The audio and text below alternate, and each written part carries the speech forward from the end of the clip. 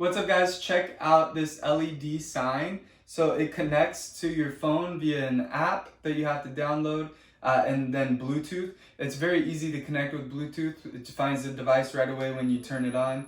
And then you could add whatever text that you want to put in here. You could change the colors, you could change speeds, things like that. This is what the app looks like. So you just enter the text, change it however you want, and then it submits it to this, and then it starts playing it on the sign. The sign does have to be plugged in. You could either plug it in with a regular plug, or it also comes with a car charger, so you could actually put this in your car. This part of it is sticky, so it will stick to a window, either a car window or a house window, wherever you want to put it. And then you can go ahead and you can just play whatever message you want to play on it. You could even make images. And guys, with this button, you could actually change if it goes up or down or left or right. So right now it's going down, but we could also turn it off, or we could have it display a different way.